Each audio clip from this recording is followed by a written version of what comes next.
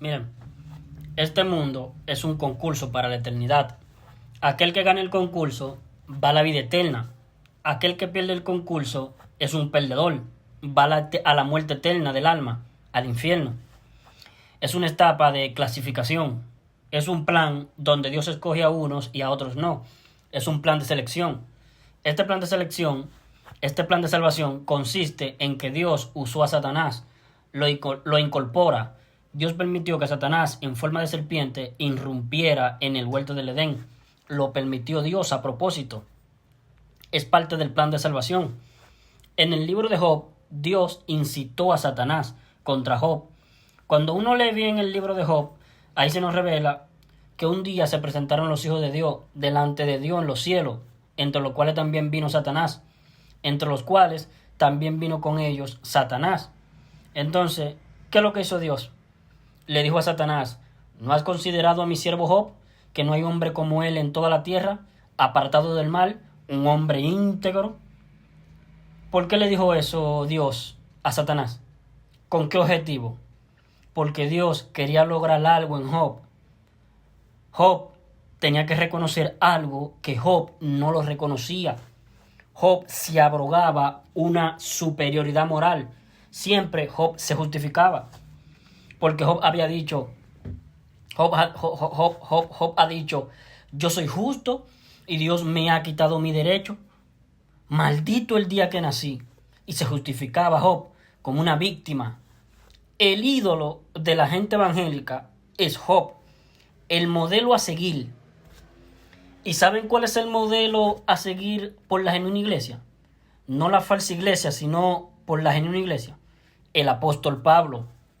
Cuando Dios sometió a tratamiento a Job, le sometió a un tratamiento que incluyó Dios incitar a Satanás contra Job. ¿No has considerado a mi siervo Job? ¿No lo has considerado?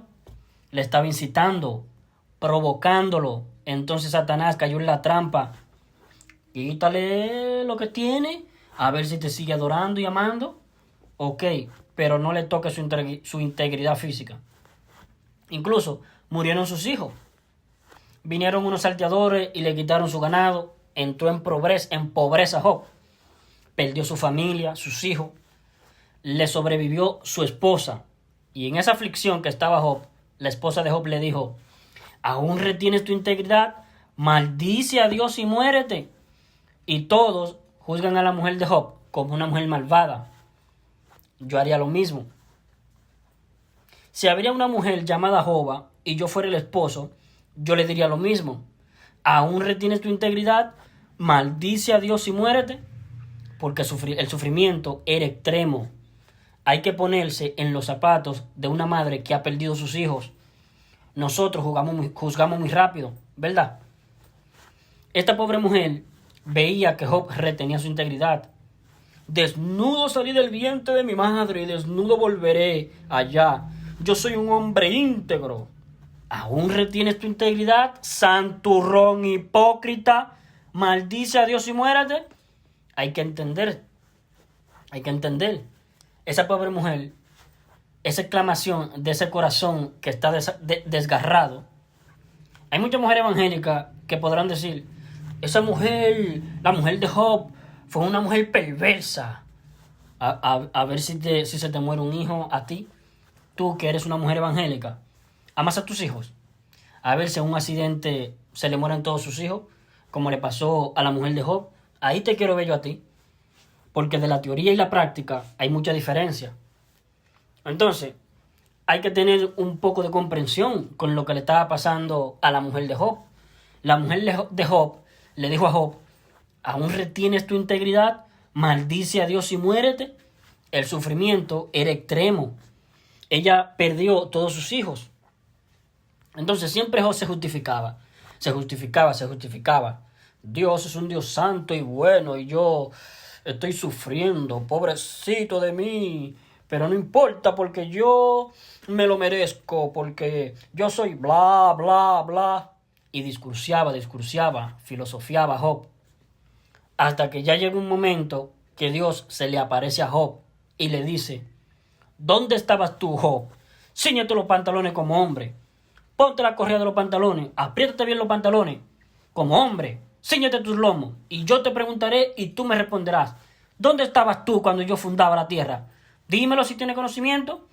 ¿Quién te crees tú que eres, Job? ¿Tú te crees que eres? Y Job se quedaba sorprendido.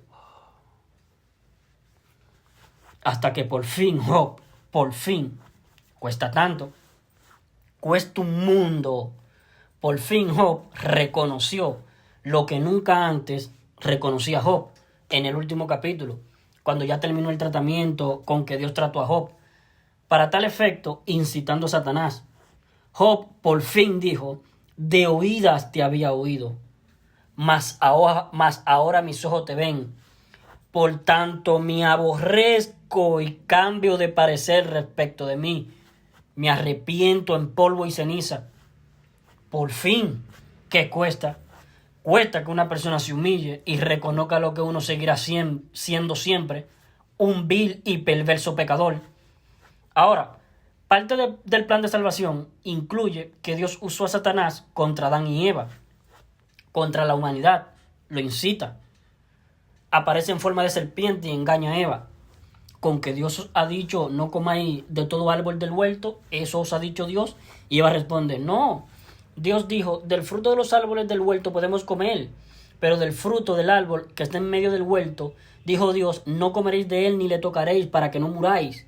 Y Satanás le dice: no moriréis, sino que sabe Dios que el día que comáis de él serán abiertos vuestros ojos y seréis como Dios, sabiendo el bien y el mal. Un engaño, pero Dios lo permitió, porque es parte del plan de salvación. Viene desde antes el plan de elección. ¿Cuáles son los requisitos que hay que cumplir para la salvación del alma? Reconocer que todo el tiempo que nosotros vivamos un cuerpo de carne y hueso, siempre vamos a pecar. Eso es lo que hay que reconocer humilladamente. Hay que doblegarse a esta realidad. Por más que nosotros queramos evitar pecar, jamás lo vamos a lograr al 100%. Siempre vamos a pecar. Por haber pecado, el castigo es la muerte, porque es una rebelión contra Dios. Satanás se rebeló contra Dios. En Isaías capítulo 14, versículos 13, 14 y 15. Quiso ser igual a Dios y provocó una sedición, porque no solamente Satanás, sino que una tercera parte de los ángeles siguieron a Satanás en su rebelión contra Dios. Una tercera parte de las estrellas siguieron al dragón. Sigue el dragón. Eso está en el libro de Apocalipsis.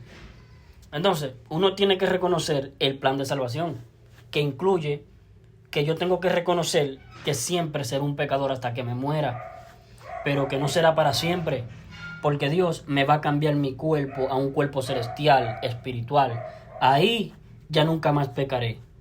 Entonces, los requisitos: arrepentirse, verse uno como está viviendo en un cuerpo de carne y hueso, que siempre va a ser un pecador, que el pecado se paga con la muerte, y yo ya pequé. Entonces ya no hay nada que yo pueda hacer al respecto. En justicia tengo que ser lanzado al lago de fuego, al desamparo eterno en el lago de fuego. Eso es lo que corresponde. Lo reconozco, me humillo ante Dios. Seré siempre un pecador. Por supuesto que la idea es evitar al máximo pecar, no pecar, tratar de no pecar lo más que uno pueda, porque eso me va a significar después dolores, sufrimiento, angustia en esta vida terrenal. Pero eso no tiene nada que ver con la salvación del alma. El plan de salvación, no. El plan de salvación consiste en que el hombre se arrepienta, reconozca que siempre va a ser un pecador, que por más pecado, que siempre va a ser un pecador, que por haber pecado murió espiritualmente, entró en un proceso de muerte que inició con la muerte de su espíritu, que necesita nacer de nuevo, que Dios le haga nacer de nuevo su espíritu.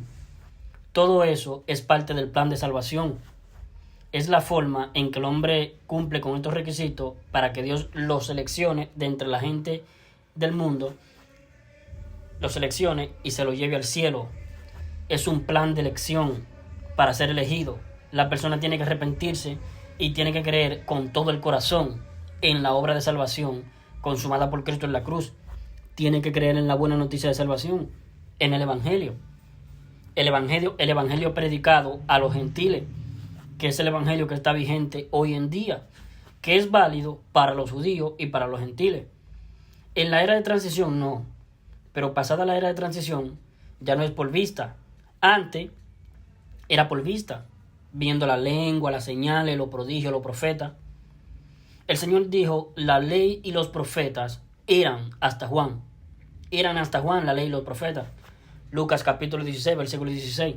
El último profeta fue Ágabo, el que yo conozco en el libro de Hechos. La ley quedó abolida en la cruz, en lo penal. Efesios 2:15. Aboliendo en su carne las enemistades, la ley de los mandamientos expresados en ordenanzas. En la parte penal, la ley quedó abolida. Y donde no hay ley, no hay pena de muerte para el alma, no sin culpa de pecado, y el pecado se paga con la muerte. Romanos 5:13, donde no hay ley, no sin culpa de pecado. Cristo abolió la ley en lo penal. Entonces cuando yo peco, no hay más pena de muerte para mi alma. Ahí está la salvación. Y esto es lo que hay que creer. Para ser elegido por Dios, para ser seleccionado, la persona está demandada al arrepentimiento y que crea con todo su corazón en el Evangelio.